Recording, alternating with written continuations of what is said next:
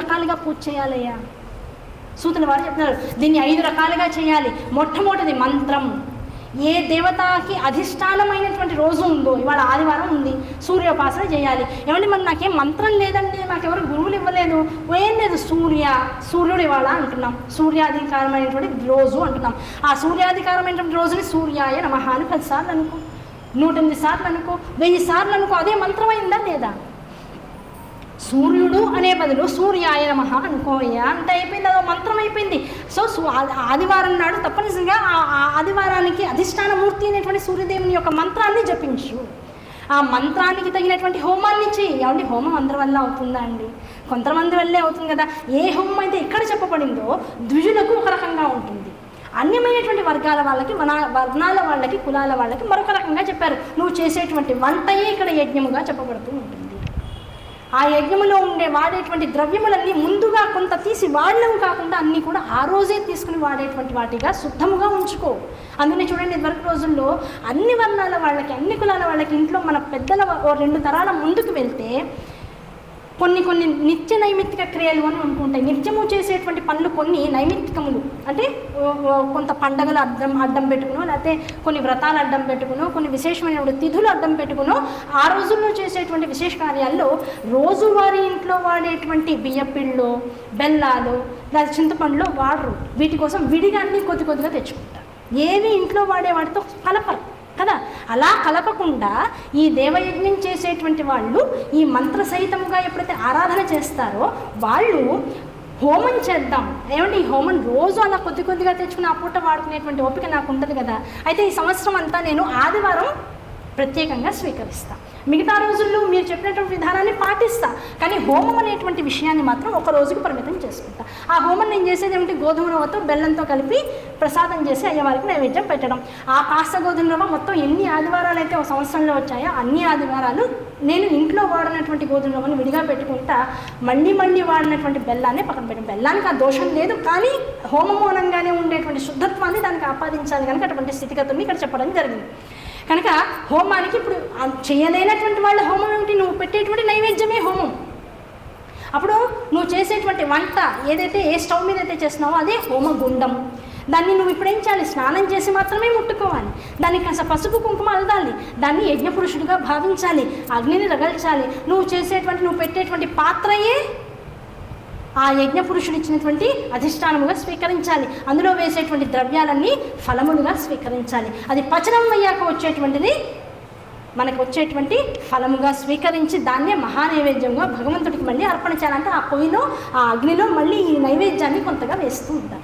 ఇటువంటి స్థితిని ఎవరైతే నిత్యము చేస్తూ ఉంటారో, ఈ ఆదివారం నాడు ఒకటి అనుకున్నాను, అది నేను రోజు చేయొచ్చయ్యా. నువ్వు వండేటువంటి వంటలో కాస్త అన్నాన్ని, కాస్త దీన్ని తీసి అగ్నిపురుషుడికి సమర్పించు, అది హోమముతో సమానం అవుతుంది. అన్ని వర్ణాల వాళ్ళు చేయొచ్చు, ఎవరో ఒకళ్ళని చెప్పట్లేదే. చివరికి వ్యవసాయం చేసుకునేటువంటి వాడు కూడా అంతా అయిపోయి వాడు స్నానం చేయడు, వాడికి హడావిడి లేదు. ఎందుకంటే పొద్దునే లేచి నేను కూడా స్నానం చేసి మంత్రాలన్నీ చేసుకున్న తర్వాత, శివాభిషేకం చేసుకున్న తర్వాత వెళ్ళినప్పుడు నాడుతానంటే వాడికి అవ్వదు.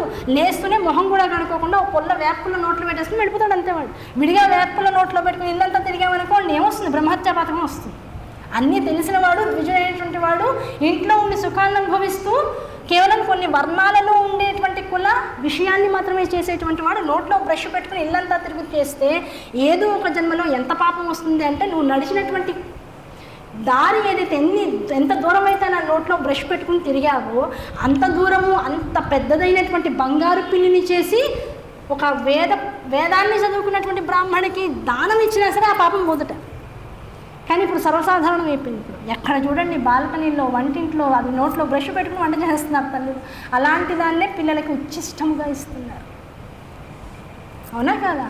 ఆలోచిస్తే ఇవన్నీ ఎంత ఇబ్బందికరమైన విషయాలు అర్థమవుతూ ఉంటుంది. ఓకేనా? సరే, ఆ విషయాన్ని పక్కన పెడితే రోజువారీ కూడా నువ్వు వండేటువంటి వంటని, నువ్వు నైవేద్యం చేసేటువంటి పదార్థాన్ని అగ్నిహోత్రంలో కొద్దిగా వేస్తూ ఉండు. అది దేవయజ్ఞంగా స్వీకరింపబడుతూ ఉంటుంది. కనుక ఇప్పుడు ఏమైంది? మంత్రము, ఆ అధిష్టాన దేవత యొక్క మంత్రాన్ని 108 సార్లు రోజు చేసుకో. నువ్వు చేసేటువంటి వంటని హోమముగా భావిస్తూ అంతటి శుద్ధత్వంతో ఆ పూజను చేస్తూ ఉంటూ నువ్వు అనుభవించేటువంటి దానిలో కొంత భాగాన్ని తప్పనిసరిగా దానం చేయి. ప్రతిరోజు కాస్త దానం చేయి. నువ్వు తింటున్నావు, ఆ తిన్న దానిలో మొట్టమొదటి దాన్ని, అంటే మిగిలిన దాన్ని ఇవ్వడం మనకు అలవాటు. కదా. మొట్టమొదట మనం వడ్డించుకుంటాం, మిగిలిన దాన్ని ఎవరికి ఒకరికి అది కూడా దానమే అనుకుంటాం మనం, కాదు అది దానం కాదు, అవునా కదా. దానం అంటే ఏంటి? ఉన్నదానిలో మొట్టమొదటి భాగాన్ని ఏమాత్రం స్వార్థం లేకుండా ఒకళ్ళకి ఇవ్వగలగాలి, వాళ్ళు తృప్తిగా తింటే చూసి ఆనందించగలగాలి, అది దానం అంటే. అటువంటి దానాన్ని రోజు ఎంతో కొంత చేస్తూ ఉండవయ్యా. ఆ దానంతో పాటు నియమాన్ని అనుసరించు, ఆ నియమే తపస్సుగా చెప్పబడుతూ ఉంటుంది. ఏమిటా నియమాలు? జాగ్రత్తగా వినాలి. ఇప్పుడు వారాది దేవత, ఇప్పుడు సూర్యుడు అనుకుందాం, ఆ సూర్యుడు ఉన్నప్పుడు దానికి ఒక నియమం ఉంది, ఆదివారం నాడు ఏం చేయాలి ఏం చేయకూడదు. స్త్రీ తైల మధుమాంసాన్ని, అవునా కదా. ఆ నాలుగింటిని కూడా రవివారే విసర్జయేత్, ఆదిత్య హృదయం చెప్తుంది. రవివారం నాడు ఈ 4 చేయకూడదు. కానీ ఇప్పుడు ఏమవుతుంది? ఆదివారం నాడే అన్నింటికీ వీలుగా ఉంటుంది. దాంతో ఏమవుతుంది? ముందు రోగము కలుగుతుంది. ఏది వద్దన్నారో ఆ కాలం ముందు చేయబడినటువంటి విషయం వల్ల శరీరము ఇబ్బంది పడుతుంది. ఎప్పుడైతే శరీరం ఇబ్బంది పడిందో, రోగం వస్తుందో, ఆ శరీరం వల్ల మృత్యుదోషములు తొందరగా శరీరాన్ని అంటుకుంటాయి. కనుక ఆయుష్ తగ్గిపోవడానికి, అకాల మృత్యువు కబళించడానికి, దాంతోపాటు పేరు కూడా వినటువంటి, ఎప్పుడు మనకు తెలియనటువంటి రోగాలు సంక్రమించడానికి కారణం ఏమిటయ్యా అంటే, తినకూడనటువంటి సందర్భాల్లో తినకూడనటువంటి వాటిని తినడం, చేయకూడనటువంటి పనులు చేయకూడనటువంటి సందర్భాల్లో చేస్తూ ఉండడం, ఏ వారానికి ఎటువంటి విషయాలు చెప్పారో దాన్ని అమృతతుల్యంగా చూడమన్నారో అమృతతుల్యమైనటువంటి విషయాలన్నింటినీ కూడా విషతుల్యం చేసుకుంటూ మన జీవితాన్ని మనమే కబళించుకుంటూ ఉండడం. కనుక ఇటువంటి నియమాలు ఏవైతే వారాధి దేవతలుగా వారాంతర్గతంగా నిక్షిప్తం చేసి ఉందో వేదము, తెలుసుకుని ఆ నియమాల్ని పాటించవయ్యా. దాంతోపాటు దేవతారాధన యందు ముఖ్యంగా తెలుసుకోవాల్సింది, ఆచరించవలసింది వస్త్రధారణ నియమము అని చెప్తున్నారు. ఆ వస్త్రధారణ మర్యాదపూర్వకంగా చెయ్యి, అంతే తప్ప వీలుగా ఉంటుందనో హాయిగా ఉంటుందనో వస్త్రధారణని మార్చుకోకు. వస్త్రధారణ నియమము, దాంతోపాటు నివేదన నియమాన్ని జాగ్రత్తగా పాటించు. నివేదన ఎలా చేయాలి? ఏదైనా నువ్వు నైవేద్యం పెట్టు, ఆ పెట్టేటువంటి స్థలం ఏదైతే ఉందో దాన్ని శుద్ధిగా చూసుకో. దాని మీద చక్కగా పాత్రల్ని పెట్టు. ఆ పాత్రలలో ఉన్నటువంటి అన్నము నివేదించేటువంటి సమయంలో గోఘృతాన్ని దాని మీద వెయ్యి. పెరుగుతో కూడుకుని, ఆ పెరుగు కూడా వీలున్నంత వరకు కాస్తో కూస్తూ పాలతో, గోక్షీరముతో కూడుకున్నటువంటి పెరుగుగా దాన్ని మార్చుకునేటువంటి ప్రయత్నం చేయి.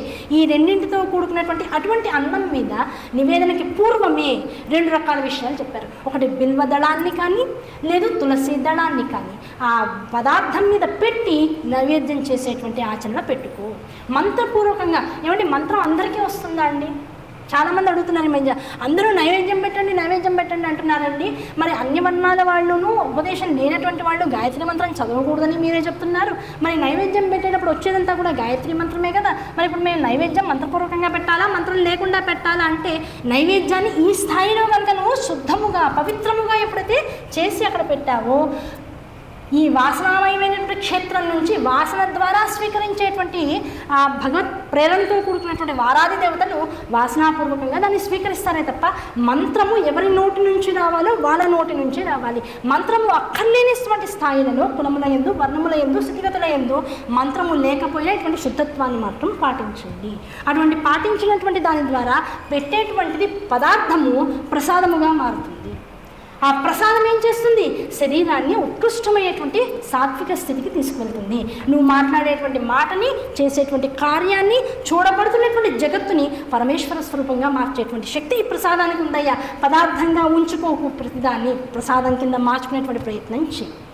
ఆ ప్రసాదం కింద మార్చుకునేప్పుడు ఏమవుతుంది? ఇంకా టెక్నికల్ లాంగ్వేజ్లో మాట్లాడుకుందాం. ఏమంటే నిజంగా ప్రసాదం వాసనామయమైనటువంటి ఈ క్షేత్రంలోంచి వాసనను కేవలంగా స్వీకరించి వాసనతో ఉన్నటువంటి పదార్థాన్ని స్వీకరించేటువంటి దేవతలు ఉన్నారని నేను నమ్మను.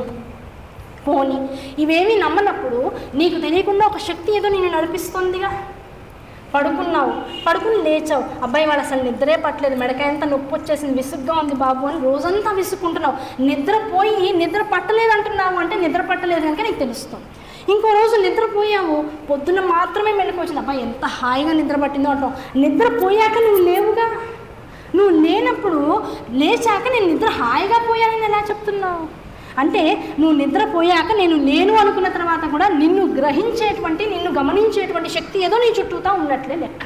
అది నువ్వు నిద్రపోతున్నా చూస్తుంది, నువ్వు ఎక్కడ ఉన్నా చూస్తుంది. నువ్వు అనుకోకుండా ఏదో మనసులో అనుకుంటావు, నీ ఎదురుకుండా అది వస్తూ ఉంటుంది. ఒకసారి అనుకుంటావు, ఇవాళ పొద్దునేనండి ఈ విషయం అనుకున్నాను, ఏమంటో భగవంతుడు అనుగ్రహం వచ్చేసినాను.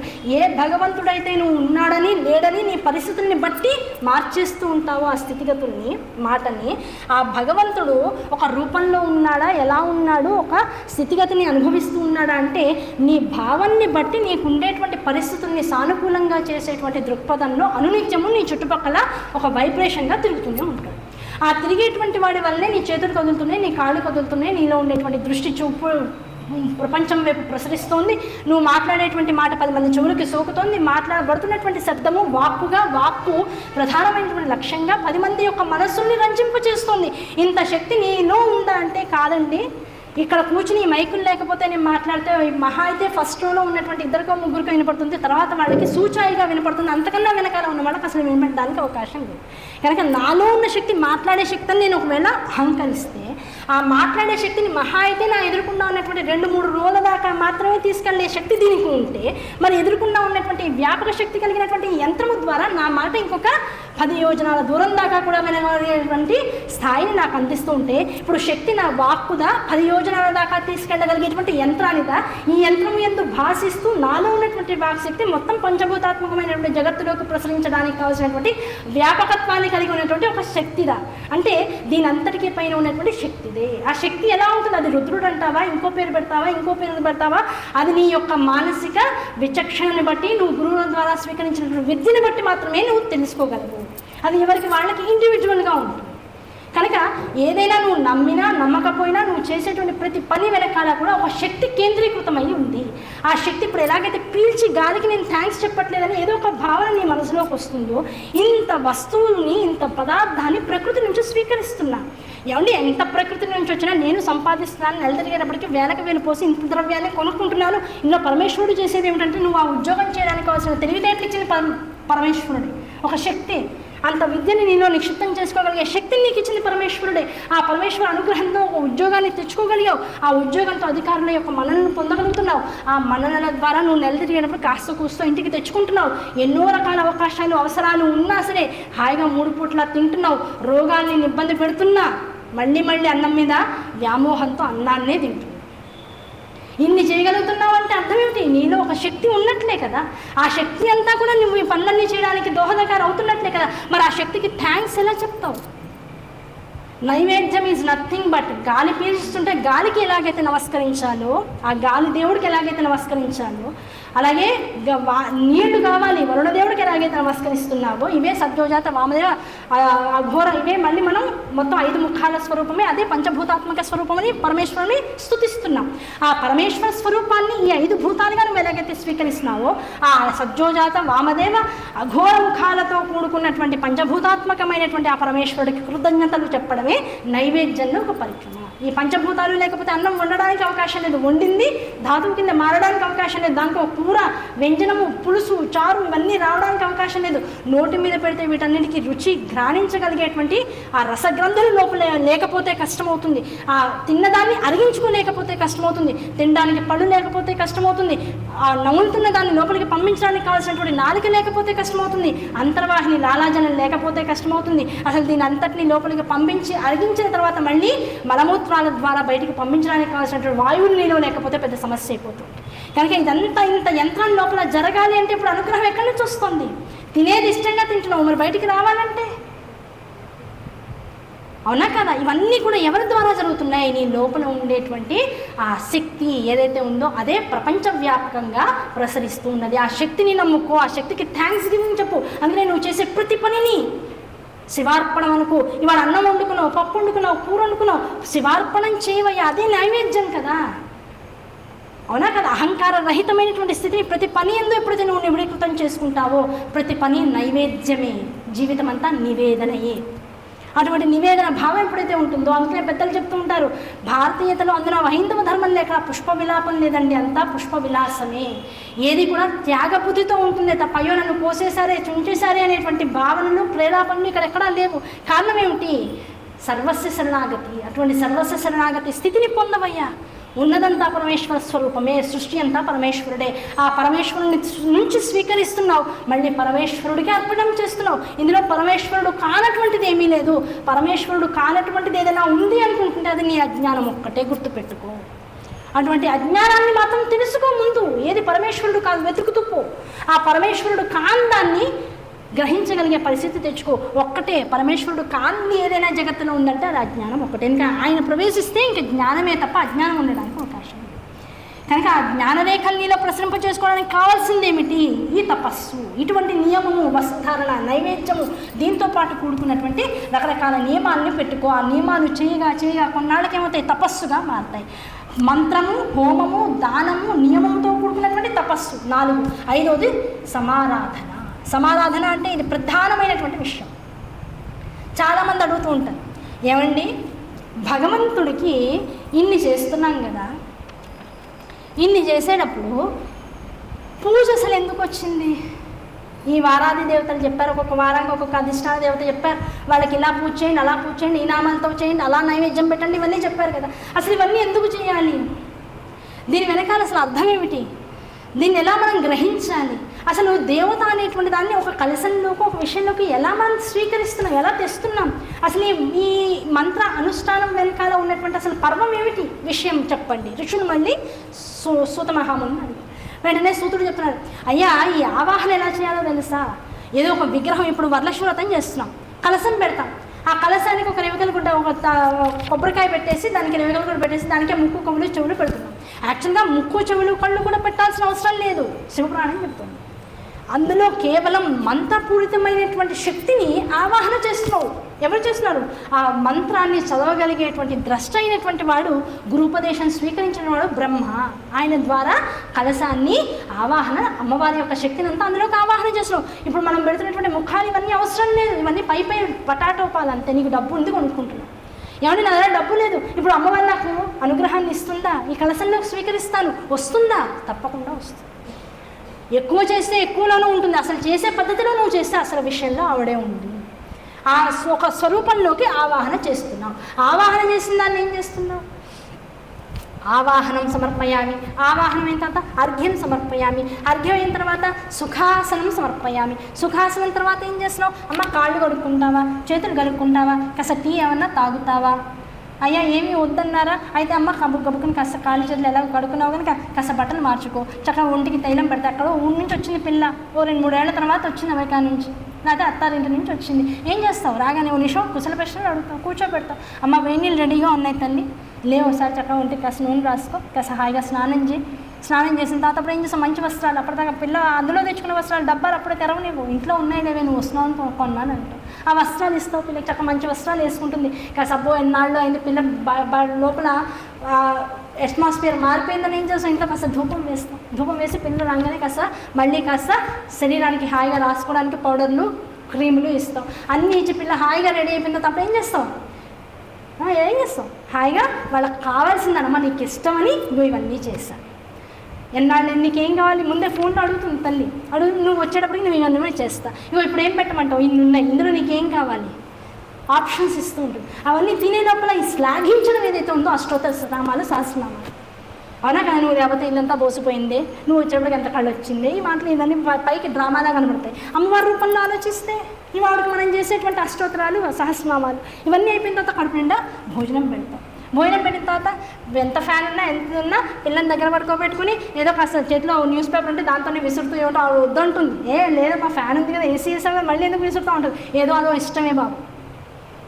చిన్నప్పుడు ఒళ్ళో వేసుకుని నేను కథలు చెప్తూ ఉంటే విసరమని చేత్తో సైన్యం చేసేదానివి. అప్పుడు కరెంటు కోతలు ఎక్కువ ఉన్నాయి, అది గుర్తొచ్చిందే కాసేపు విసురుతాను, కానీ విసురుతాను.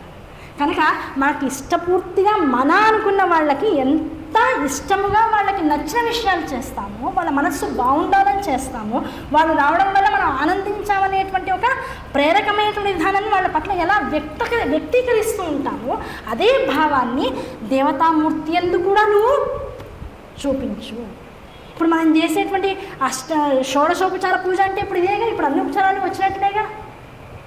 పిల్ల రాగానే ఆ ఒక్క రోజులో ఎన్ని ప్లాన్ చేస్తావు? ఇగో ఎగ్జిబిషన్ నడుస్తుంది, ఎగ్జిబిషన్కి వెళ్దాం, ఇగో ఫలానా శృంగేరికి వెళ్దాం అనుకున్నాం, గురువుగారి దర్శనం చేసుకుందాం, ఆ తర్వాత ఇగో ఫలానా సుబ్రహ్మణ్యేశ్వర స్వామి ఆలయానికి వెళ్దాం. ఇవన్నీ అయిపోయాక ఇగో ఫలానా సినిమా అప్పుడు అడిగావు కదా, థియేటర్లో చూద్దాం, 3DXలో చూద్దాం, 4DXలో చూద్దాం. ఇవన్నీ అంటే రాజోపచార, శక్తిోపచార, భక్తిోపచార పూజలన్నీ అయిపోయినాయి. ఇంకా వెళ్ళావో లేదో తర్వాత విషయం. భావన ద్వారా అన్ని ఏకకాలంలోనూ పిల్ల పట్ల ప్రేమ, ఆ స్పందనని చూపించేస్తుంది. ఆ చూపించడం ద్వారా కలిగేది ఏమిటిది ఏంటి? అబ్బా నా గురించి వీళ్ళు ఇంత ఆలోచిస్తున్నారే. ఇప్పుడు పిల్లకి ఏమనిపిస్తుంది?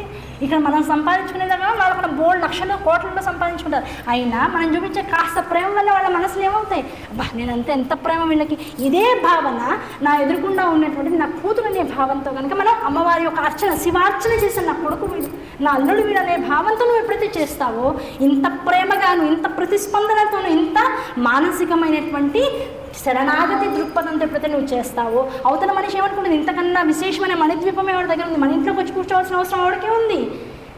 ఎప్పుడు వస్తుంది మణిద్వీపాన్ని వదిలి నీ ఇంటికి అంటే, నువ్వు ఇంటిని కాదు నీ మనస్సుని మణిద్వీపం చేసుకుని పీఠంగా వేస్తే ఆవిడ వచ్చి నీ ఇంట్లో కూర్చో. అటువంటి మానసికమైనటువంటి సాధనతో ఎప్పుడైతే భగవంతుడిని తీసుకొచ్చి నీ ఇంట్లో కూర్చోబెట్టుకోగలిగేటంత శక్తి నీకు వస్తుందో, అటువంటి శక్తిని పొందినటువంటి వాడిని అమ్మవారు పరిగణలోకి తీసుకుంటుందట. శివుడు పరిగణలోకి తీసుకుంటాడు. నీ మనస్సు కావాలి నాకు, నువ్వు నిజంగా నాకు ముత్యాల హారమే వేసావు, కింద పట్టు తివాసీలే వేసావు, నిజంగా నువ్వు చేసేటువంటి అభిషేకాల్లో పెద్ద పెద్ద కస్తూరి తిలకాలే పెట్టావు, ఏం వేసావో ఇవన్నీ నాకు అనవసరం, నీ మనసు చాలు. అందుకే మానసిక పూజ, శంకరాచార్య వారు శివమానస పూజ చేశారు.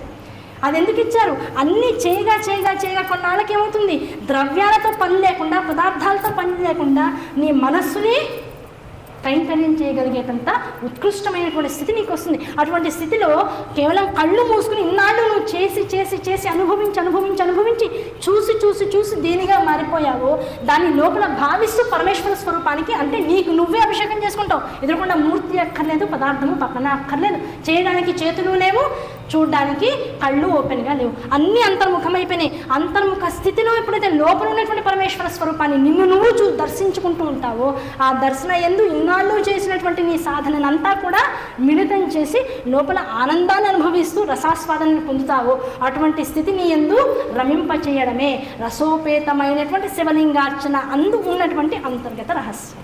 అటువంటి స్థితిని పొందు.